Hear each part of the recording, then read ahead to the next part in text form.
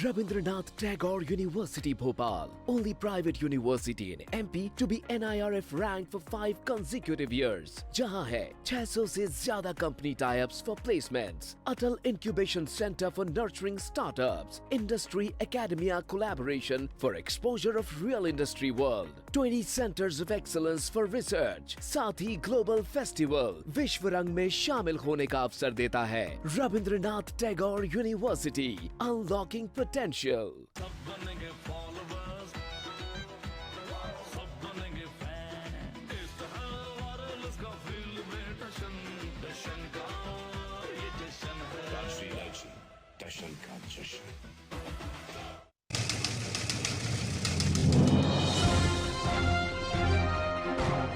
हाय, मैं हूँ शिल्पा शिंदे और आप देख रहे हैं न्यूज़ ऑब्जर्वर. सही पकड़े. मैं हूं मोहन जोशी, देखते रहिए न्यूज ऑब्जर्वर.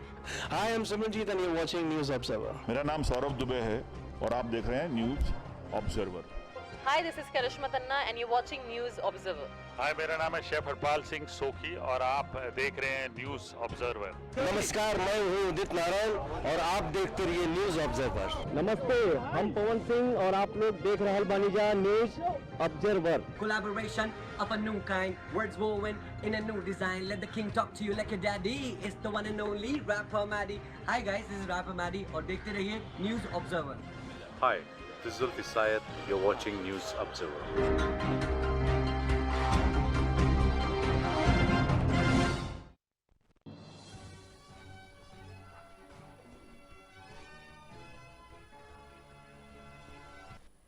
पीएम मोदी ने भारत टैक्स 2024 का किया उद्घाटन. पीएम ने कहा, हमने कारीगरों और बाजार के बीच की दूरी कम की है. इलाहाबाद हाई कोर्ट का बड़ा फैसला, व्यास तहखाने में पूजा रहेगी जारी, मुस्लिम पक्ष की याचिका खारिज.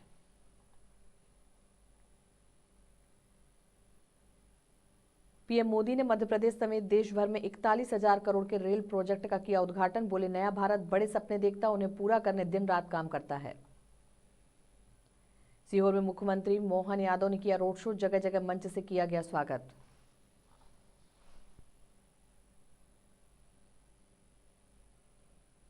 आधे मध्य प्रदेश में strong system active, Narmadapuram, Betul, Chhindwara, Seoni में बारिश होने का अलर्ट. 12 जिलों में आज बारिश का अनुमान.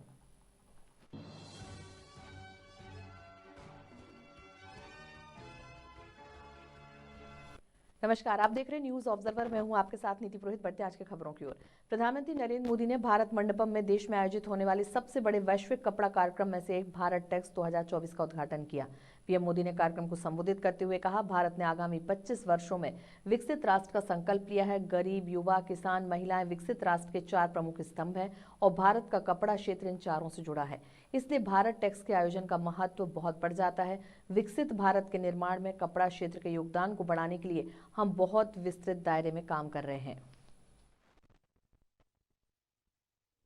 कि भारत ने आने वाले 25 साल में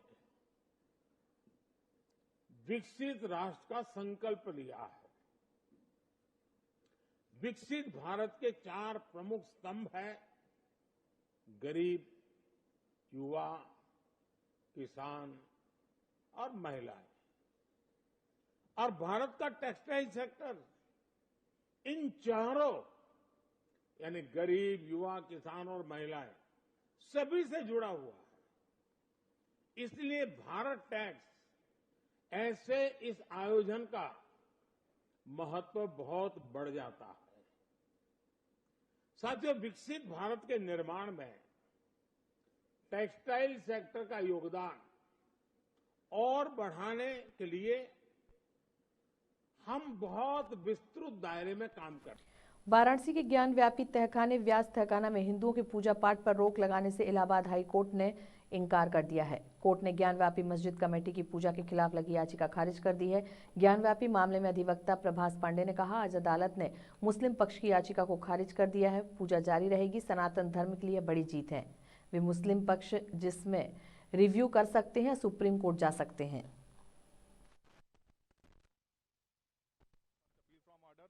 227 की एप्लीकेशन जो कि मुस्लिम साइड ने डिस्ट्रिक्ट जज के आदेश के खिलाफ दाखिल की थी, उसमें इन्होंने आज फैसला सुरक्षित रखा था. आज उन्होंने फैसला प्रोनाउंस किया है, जिस फैसले के आधार पर इन्होंने ऑपरेटिव पोर्शन पढ़ा है, पूरा ऑर्डर नहीं पढ़ा है. उसमें ये कहा है कि मुस्लिम पक्ष द्वारा दी गई दलीलों को बलहीन माना गया है और उसको खारिज कर दिया है। इसका मतलब ये है कि पूजा जैसे वहां चल रही है जारी रहेगी। डिस्ट्रिक्ट मजिस्ट्रेट को जो अपॉइंटमेंट ऑफ रिसीवर किया गया उस प्रॉपर्टी का तहखाने का वो सारी चीजें थी। अब उन्होंने तो ग्राउंड लिए वक्फ एक्ट, डीएम के ऊपर, स्टेट के ऊपर कई जगह उन्होंने सवाल उठाए, जिसको कि जज साहब ने कैसे रिबट किया होगा वो जब फैसला आएगा वो हम तब बता पाएंगे। जी, हमारे हिसाब से और हमारे सनातन धर्म के लिए ये तो जीत बड़ी है कि एक पूजा। आज माननीय इलाहाबाद हाईकोर्ट ने जो अंजुमन इंतजामिया की दोनों याचिकाएं थी, फर्स्ट अपील फ्रॉम ऑर्डर, जिसमें उन्होंने 17 जनवरी के ऑर्डर को चैलेंज किया था और 31 जनवरी के ऑर्डर को चैलेंज किया था, आज वो दोनों याचिकाएं माननीय इलाहाबाद हाईकोर्ट ने डिसमिस कर दी हैं। तो इसका अर्थ ये है, इसका निष्कर्ष ये है कि जो पूजा वहाँ पे चल रही है वो नियमित रूप से चलती रहेगी। बिल्कुल हम लोग सुप्रीम कोर्ट में कैविएट दाखिल करेंगे और सुप्रीम कोर्ट में अगर वो आएंगे तो अपनी बात सुप्रीम कोर्ट में। देखिए, इसमें जो आधार बना है, मुझे लगता है माननीय न्यायालय के फैसले का, उसमें कोर्ट के सामने हमने स्पष्ट रूप से बात रखी थी कि सेक्शन 151 सीपीसी में कोर्ट को ये पावर है, जहां पे कोर्ट अगर कोई चीज मिस हो गई ऑर्डर में तो उसको क्लैरिफाई कर सकती है फर्दर ऑर्डर से। और साथ ही साथ जो उस केस की हिस्ट्री है वो एक बहुत ही चेकर्ड हिस्ट्री है कि व्यास परिवार बराबर नवंबर दिसंबर 1993 तक वहां पे पूजा पाठ करता चला आ रहा था। उसके काफी एविडेंसेस और प्रूफ्स हमने कोर्ट के सामने दाखिल किए थे। इसलिए मुझे लगता है, इसलिए आज माननीय न्यायालय ने दोनों पक्षों को सुनने के बाद एक वेल रीजन जजमेंट दिया है, जिससे अंजुमन इंतजामिया की जो दोनों फर्स्ट अपील फ्रॉम ऑर्डर्स थी। प्रधानमंत्री नरेंद्र मोदी ने सोमवार को अमृत भारत योजना के तहत 2000 रेलवे इंफ्रास्ट्रक्चर प्रोजेक्ट को देश को समर्पित किया। इसमें 553 रेलवे स्टेशन का रीडेवलपमेंट शामिल है। इसके साथ प्रोजेक्ट में स्टेशन पर रूफटॉप प्लाजा और सिटी सेंटर विकसित करके सुविधाओं में सुधार करना भी शामिल है। 27 राज्यों और केंद्र शासित प्रदेशों के अमृत भारत स्टेशनों में 19,000 करोड़ रुपए से ज्यादा लागत के काम होंगे। इनमें सिक्किम के पहले रेलवे स्टेशन की आधारशिला और अहमदाबाद में कालूपुर रेलवे स्टेशन का उद्घाटन भी शामिल है। इसके अलावा 24 राज्यों में अलग अलग 1500 रोड, ओवरब्रिज और अंडरब्रिज की आधारशिला भी रखी जाएगी। इस मौके पर पीएम ने कहा कि आज की प्रोग्राम नए भारत के नए वर्क कल्चर का प्रतीक है। आज भारत जो भी कर रहा है वह अप्रत्याशित रफ्तार से कर रहा है। आज के भारत ने छोटी चीजों का सपना देखना बंद कर दिया है। हम बड़े सपने देखते हैं और उन्हें पूरा करने के लिए दिन रात काम करते हैं। ये नए विकसित भारत का संकल्प है। साथियों, मैं आज विशेष रूप से अपने युवा साथियों को बहुत बधाई देना चाहता हूं।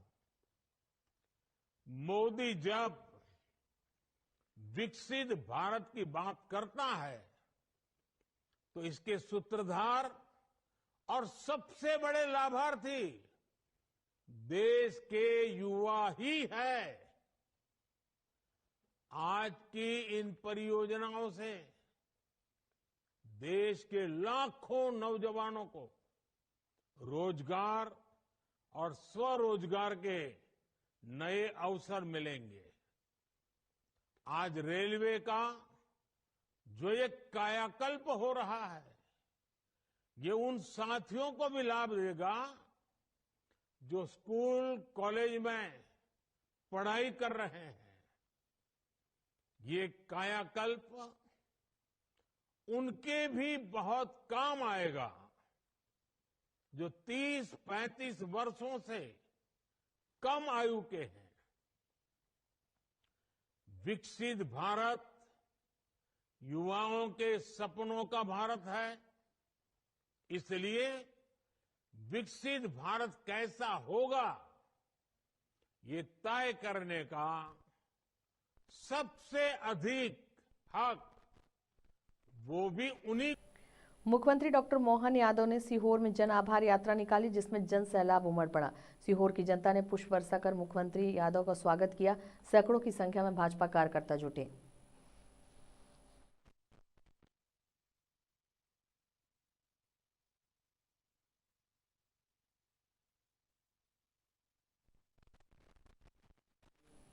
आधे मध्य प्रदेश में सोमवार से अगले 3 दिन तक बारिश, ओले का स्ट्रॉन्ग सिस्टम एक्टिव रहेगा। सोमवार को नर्मदापुरम, बैतूल, छिंदवाड़ा और सिवनी में ऑरेंज अलर्ट जारी किया गया है, जबकि जबलपुर, खंडवा, बुरहानपुर, हरदा, नरसिंहपुर समेत 12 जिलों में येलो अलर्ट जारी है।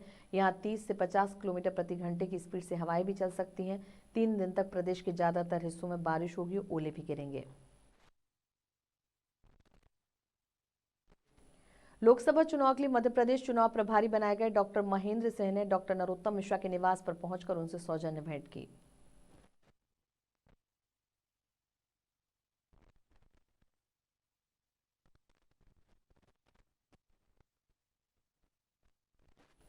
दिग्विजय सिंह के बयान पर पर्यटन मंत्री धर्मेंद्र लोधी ने पलटवार करते हुए कहा, उनको मालूम है जन्नत की हकीकत, दिल को बहलाने का गालिब ख्याल अच्छा है।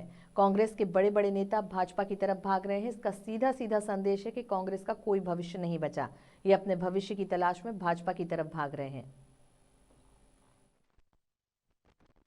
अब मैं लक्ष्मण सिंह जी से कहना चाहता हूं कि उनको मालूम है जन्नत की हकीकत, लेकिन दिल को बहलाने का गालिब ख्याल अच्छा है।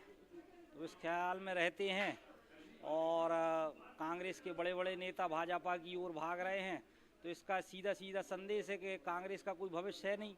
ये लोग अपने भविष्य की तलाश में भाजपा की तरफ भाग रहे हैं। तो मुझे लगता है एक बार ये भी भाजपा से चुनाव लड़ चुके हैं, एक भी सीट नहीं आएगी, मैं लिख के दे सकता हूँ स्टाम्प। राजधानी भोपाल से सटे पिपलिया बांजखा पंचायत में सड़क पर अतिक्रमण किया जा रहा है। इस अतिक्रमण से ग्रामीणों में भारी नाराजगी है। भोपाल मेमोरियल हॉस्पिटल के सामने से मित्तल कॉलेज होकर जाने वाला रोड देवलखेड़ी रोड पर जाकर जुड़ता है, लेकिन बीच में इस रोड पर जगह जगह लोगों ने सड़क किनारे कब्जा कर पक्का निर्माण कार्य शुरू कर दिया है, जिससे रोड की चौड़ाई कम होती जा रही है। नतीजन सड़क पर कई बार ट्रैफिक जाम की स्थिति बन जाती है। इस क्षेत्र में अधिकतर स्कूल कॉलेज बने हुए हैं, जहां छात्र छात्राएं समय से स्कूल कॉलेज जाने के लिए निकलते हैं, लेकिन सड़क पर अतिक्रमण होने की वजह से उन्हें कई बार ट्रैफिक में फंसने के कारण स्कूल कॉलेज पहुंचने में देरी हो जाती है। पिछले दिनों कुछ लोगों ने सड़क के किनारे जेसीबी से गड्ढे खोदकर पक्का निर्माण कार्य शुरू कर दिया, जिसका ग्रामीण जनों ने विरोध प्रदर्शन किया और इसकी शिकायत कई जगह की है।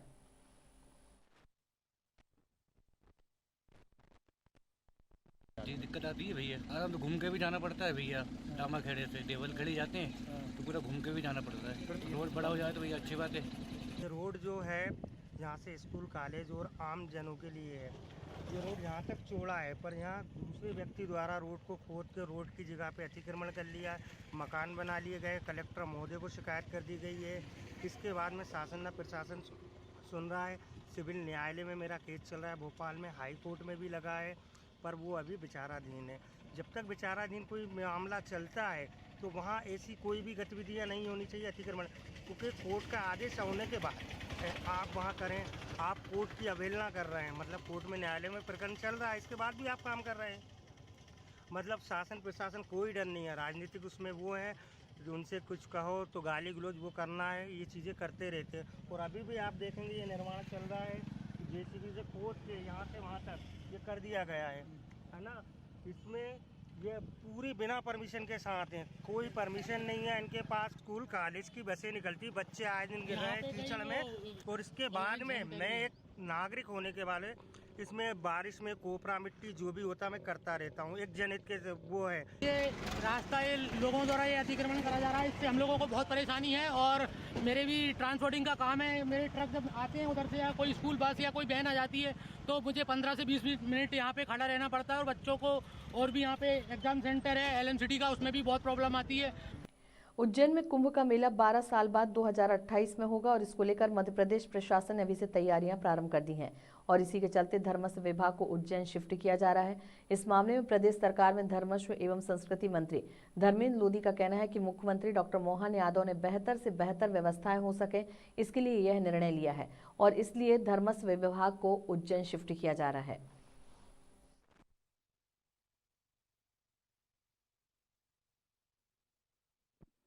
धर्मस्व विभाग उज्जैन में शिफ्ट हो रहा है क्योंकि वहाँ आने वाले, चूँकि महाकुंभ आने वाला है, उस दृष्टि से, तैयारियों की दृष्टि से हमारे यशस्वी मुख्यमंत्री माननीय मोहन यादव जी के निर्देशानुसार उसको वहाँ शिफ्ट कर रहे हैं। अभी तो विभाग शिफ्ट करने का है, पर जब अगर कोई बात है अभी तो रहेगा, अभी उसके बारे में भी नहीं कह पाएंगे, लेकिन अभी महाकुंभ तक रहेगा।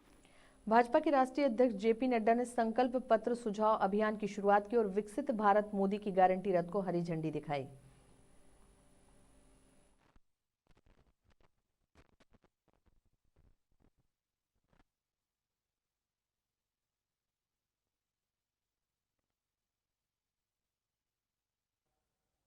मोदी की गारंटी, इस विषय को लेकर के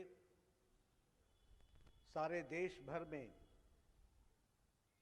वीडियो वैन के माध्यम से 2024 के चुनाव के लिए अगले 5 वर्ष के लिए जो लक्ष्य रखना है, उसके लिए जनता जनार्दन का आशीर्वाद और जनता जनार्दन के सुझाव यह लेने का हम सब लोगों ने निर्णय किया है।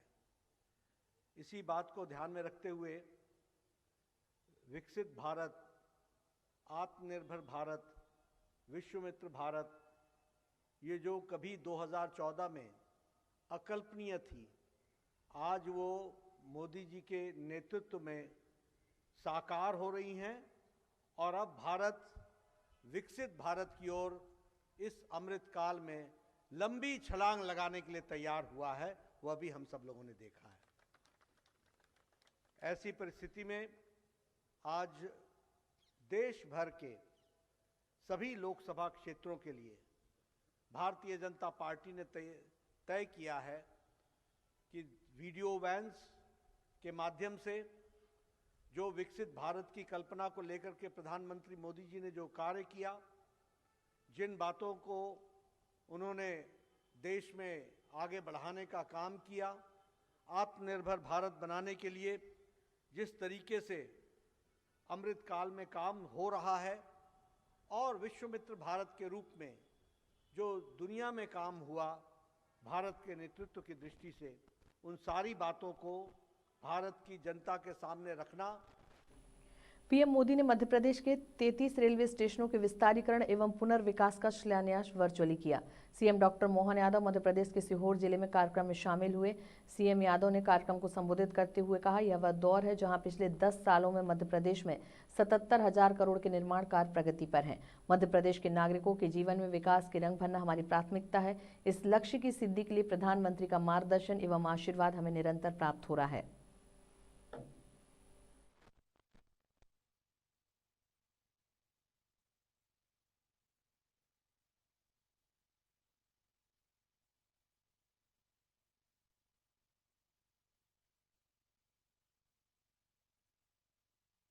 दौर है जिस दौर पर पिछले 10 साल के अंदर अकेले मध्य प्रदेश की बात करें तो 77,000 करोड़ के निर्माण कार्य आज की स्थिति में हमारे मध्य प्रदेश में चल रहे हैं।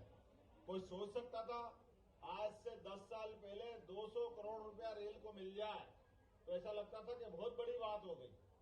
आज की स्थिति में हजारों करोड़ और 77,000 करोड़ से ज्यादा अगर निर्माण कार्यों के साथ रेलवे की सुविधाओं का विस्तार हो रहा है। एक बार अभिनंदन करें माननीय यशस्वी प्रधानमंत्री नरेंद्र मोदी। सीएम डॉक्टर मोहन यादव ने श्योपुर जिले के ग्राम सैसीपुरा में आयोजित कार्यक्रम में विभिन्न विकास कार्यों का लोकार्पण एवं शिलान्यास किया और चीता मित्रों को साइकिल भी वितरित की। सीएम डॉक्टर यादव ने कहा, चीतों के साथ ही अन्य वन प्राणियों का भी चीता प्रोजेक्ट संरक्षण करेगा। मुझे प्रसन्नता है कि प्रधानमंत्री नरेंद्र मोदी के मार्गदर्शन में केंद्रीय वन मंत्री भूपेंद्र यादव द्वारा मध्य प्रदेश में एक बड़ा प्रोजेक्ट प्रारंभ किया गया है। मुझे उम्मीद है कि चीता प्रोजेक्ट के माध्यम से क्षेत्र का विकास होगा और यहाँ के लोगों को रोजगार भी मिलेगा व उनकी आय के साधन बढ़ेंगे, जिससे मध्य प्रदेश की एक अलग पहचान बनेगी। मुझे इस बात की प्रसन्नता के प्रधानमंत्री माननीय नरेंद्र मोदी जी ने और हमारे वन मंत्री भूपेंद्र यादव जी ने एक प्रोजेक्ट पे पिछली हमारी पुराने माननीय मुख्यमंत्री शिवराज सिंह जी चौहान के सामने तत्कालीन समय में एक बड़ा प्रोजेक्ट प्रारंभ हुआ। उसी व्यवस्थाओं को मैं देखने के लिए आया था और भविष्य की दृष्टि से ये पूरा क्षेत्र न केवल चीता प्रोजेक्ट बल्कि वन्य जीवों के लिए अन्य प्रजातियों को भी संरक्षित करते हुए और बड़े पैमाने पर यहाँ क्षेत्र के लोगों को रोजगार भी मिले, विकास भी हो, आय के साधन भी हो और कुल मिलाकर के जिस तरह का क्षेत्र है वो क्षेत्र डेवलप हो, इस भावना से यहाँ हमने काम करने का प्रयास किया। मैं उम्मीद करता हूँ इन कामों के बलबूते पर हमारे प्रदेश की और अलग प्रकार की देश में स्थिति बनेगी। जबलपुर रेलवे स्टेशन का कायाकल्प होने जा रहा है। करीब 462 करोड़ रुपए से नए तरह से तैयार होने वाले स्टेशन का शिलान्यास प्रधानमंत्री नरेंद्र मोदी ने वर्चुअली किया। इस मौके पर राज्यसभा सांसद सुमित्रा वाल्मीकि, प्रदेश के लोक निर्माण मंत्री राकेश सिंह, पूर्व मंत्री अजय विश्नोई सहित कई विधायक भी मौजूद रहे। यह कार्यक्रम रेलवे स्टेशन के प्लेटफॉर्म नंबर 1 पर हुआ। कार्यक्रम में पश्चिम मध्य रेलवे की GM शोभाना बंदोपाध्याय, DRM विवेकशील भी उपस्थित रहे।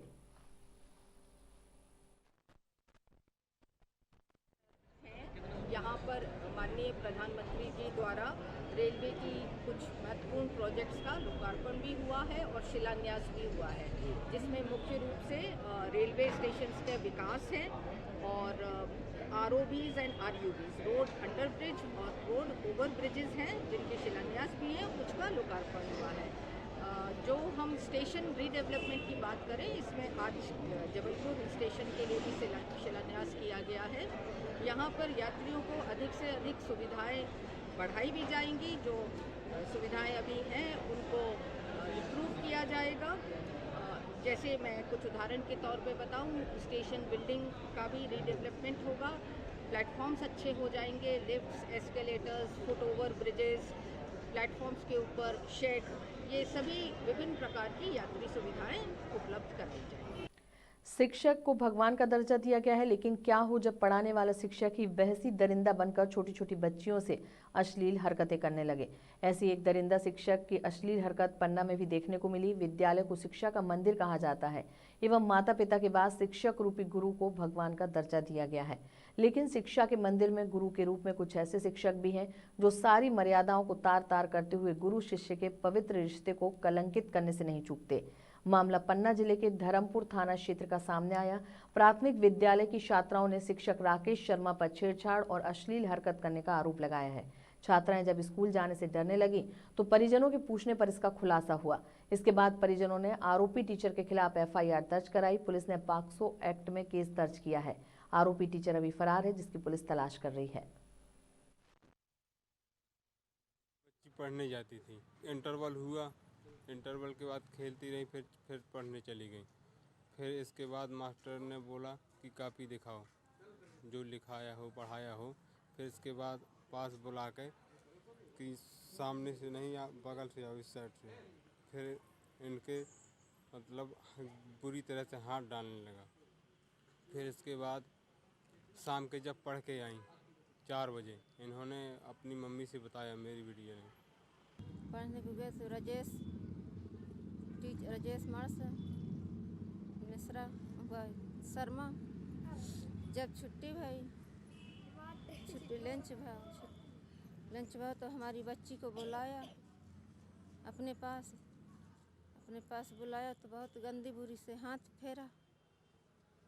फेर के हमने आके बच्ची हमसे घरे आई लौट के शाम के 4 बजे हमसे बोली, रोई, बताया तो हम अपने घर परिवार में सबसे बताया, फिर धर्मपुर गया, वहाँ नहीं सुना, फिर यहाँ आया है, पन्ना आया है। बच्चियों की उम्र कितनी? 9 साल। अधिवक्ताओं को आवास सहित अन्य सुविधाएं प्रदान किए जाने को लेकर अंतर्राष्ट्रीय अधिवक्ता दिवस संघर्ष परिषद एवं सरपंच महासंघ के अध्यक्ष ब्रह्माशी पंडित राजकुमार सिंह तिवारी ने कलेक्टर के माध्यम से मुख्यमंत्री को ज्ञापन सौंपा और ज्ञापन के माध्यम से मांगे पूरी करने के लिए कहा। संसार के सबसे बड़े बुद्धिजीवी तबका, न्यायपालिका के रक्षक और न्यायदान की अविरल गंगा बहाने वाले हम अधिवक्ताओं हेतु, जिसे कि ऑफिसर्स ऑफ कोर्ट कहा जाता है, आज स्थिति ये है कि आर्थिक रूप से कमज़ोर अधिवक्ता जो दूर दराज से आते हैं विधिक सेवा करने और वो किराए के मकान में रहते हैं, अपने परिवार अपने समाज से दूर रहते हैं, ऐसी स्थिति में एक जो भावनात्मक मजबूती रहती है वो नहीं आ पाती है और अधिवक्ता न्यायदान में तमाम तरह की परेशानियों को झेलते हुए अपना संपूर्ण जब नहीं दे पाते हैं तो आवास जो है, कहते हैं कि आवास इतना ज़रूरी होता है कि आदमी वहाँ पे रह के अपने परिवार के साथ, अपने समाज के साथ अपनी हर आवश्यकताओं की पूर्ति जो है, जल, वायु, आश्रय, खाना पीना, इनको सहजता से सुविधा से पा जाता है और अपने सामाजिक आर्थिक दायित्वों का, अपने पेशेवर दायित्वों का भली भांति निर्वहन कर सकता है। आज स्थिति ये है कि हमारे आर्थिक रूप से कमज़ोर अधिवक्ता कई किलोमीटर दूर से आ रहे हैं आवास के अभाव में। आप जिनको कहते हैं कि ऑफिसर्स ऑफ कोर्ट, सरकार जो है अपने ऑफिसर्स जो हैं, एग्जीक्यूटिव ऑफिसर्स जो हैं, कर्मचारी जो हैं, वो चाहे कोर्ट के ऑफिसर्स हों कि यहाँ के आपकी न्यायपालिका के हों कि कलेक्ट्रेट के हों कि जहाँ कहीं कि सबको आप आवास सुविधा दे रहे हैं। सिर्फ वकील जो कि है ही ऑफिसर साहब कोर्ट, उसको क्यों नहीं आवास सुविधा आप दे रहे हैं? तो हमारी माननीय मुख्यमंत्री जी से कलेक्टर साहब के माध्यम से ये विनम्र अनुरोध है कि हम अधिवक्ताओं को आवास एडवोकेट कॉलोनी का निर्माण न्यायालय परिसर के आसपास ही किया जाए। और रीवा जिले की नगर परिषद त्योथर के वार्ड नंबर 5 की जनता नगर परिषद के मुख्य नगर पालिका अधिकारी आनंद श्रीवास्तव की तानाशाही रवैये से परेशान है। सीएमओ आनंद श्रीवास्तव की तानाशाही के कारण वार्ड नंबर 5 का विकास कार्य ठप है, जिसके कारण पूरे वार्ड की जनता नरकीय जीवन जीने को मजबूर है। वहीं वार्ड की पार्षद प्रियंका राज बहादुर सिंह और इनके प्रतिनिधियों का आरोप है कि अपने चहेते पार्षदों दूसरे पार्षदों की नहीं सुनते। सीएमओ आनंद श्रीवास्तव वही पार्षद का कहना है कि मेरे वार्ड का कोई भी विकास कार्य महीनों से पास नहीं हुआ, लेकिन सीएमओ द्वारा विकास कार्य की संतुष्टि नहीं दी जा रही है, क्योंकि मेरे प्रतिनिधि द्वारा पूरे नगर परिषद के विकास कार्यों का आरटीआई द्वारा ब्यौरा मांगा गया है, जिसके कारण हमारे वार्ड के विकास कार्यों पर रोक लगा दी गई है। वहीं सीएमओ आनंद श्रीवास्तव का कहना है कि जब आरटीओ वापस लोगे तभी आपके वार्ड में विकास कार्य शुरू कराया जाएगा। पार्षद प्रतिनिधि का आरोप है कि पूरे नगर परिषद में सीएमओ द्वारा भ्रष्टाचार का बोलबाला है। वहीं सीएमओ द्वारा आए दिन डीजल एवं अन्य कारों के नाम पर सरकारी धन निकालकर अपने ऊपर खर्च किया जाता है एवं सरकारी कर्मचारियों को अपने निजी कार्यों के लिए लगाकर कार्य कराया जाता है। वार्ड की जनता एवं पार्षद के साथ साथ पार्षद निधि की शासन प्रशासन से मांग है कि मुख्य नगर पालिका अधिकारी सीएमओ के कार्यों की जांच कराकर कार्रवाई की जाए और वार्ड नंबर 5 के विकास कार्यों पर ध्यान दिया जाए एवं विकास कार्य अतिशीघ्र कराए जाएं।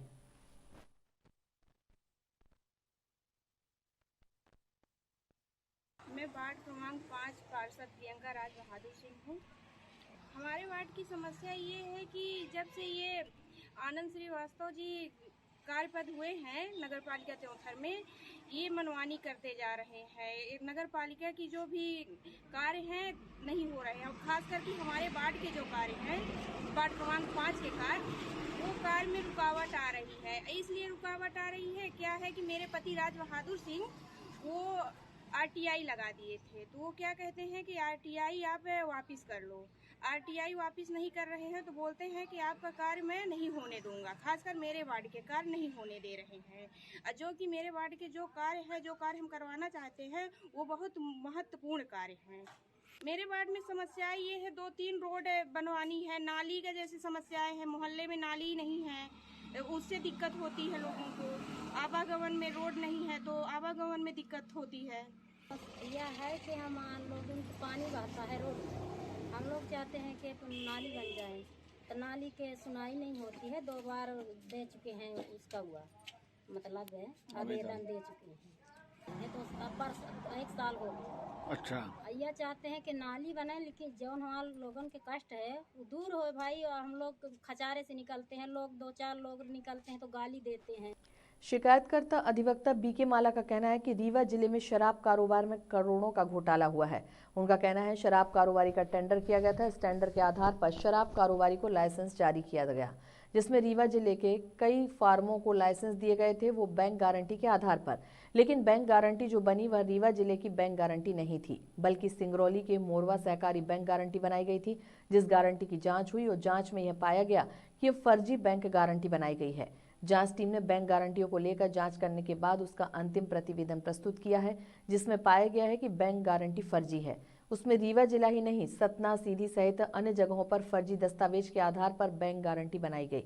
रीवा जिले में 11 फर्म, 11 आबकारी दुकान की, उसमें आबकारी विभाग के अधिकारी की भूमिका, संबंधित बैंक के अधिकारी की भूमिका संदिग्ध होना पाया गया है।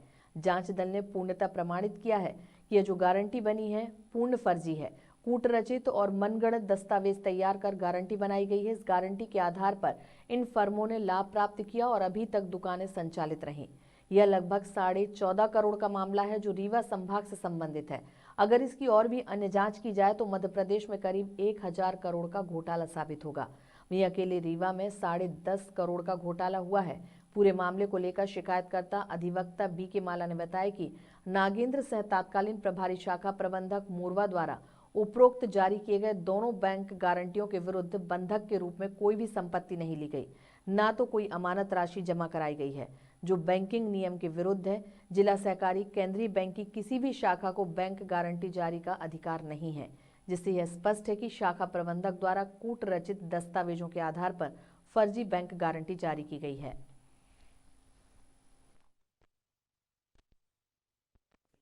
शराब कारोबारियों को इस आशय के लिए एक टेंडर किया गया था, उसी टेंडर के आधार पर शराब कारोबारियों को लाइसेंस जारी किया गया था, जिसमें रीवा जिले के कई फर्मों को लाइसेंस दिए गए थे बैंक गारंटी के आधार पर। उसी के आधार पर बैंक गारंटी जो बनवाई गई है वह रीवा जिले की बैंक गारंटी नहीं थी, बल्कि सिंगरौली के मोरवा सहकारी बैंक की बैंक गारंटी बनाई गई थी।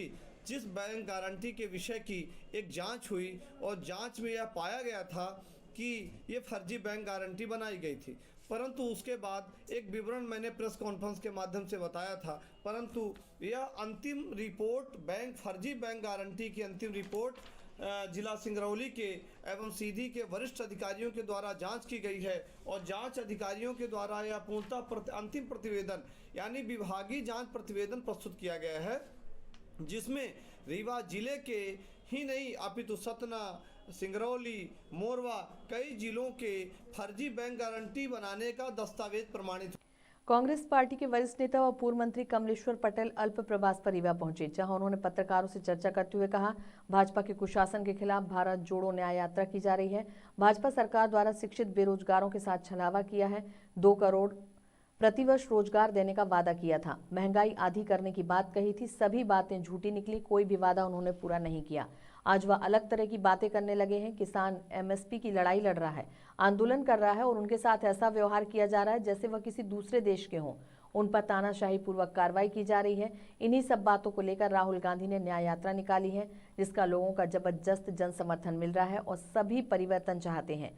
वह लोग जो भारतीय जनता पार्टी से ठगे गए हैं, अब वह एक साथ मिलकर भाजपा को सबक सिखाने कांग्रेस के साथ हैं और इसका असर लोकसभा के चुनाव में देखने को मिलेगा।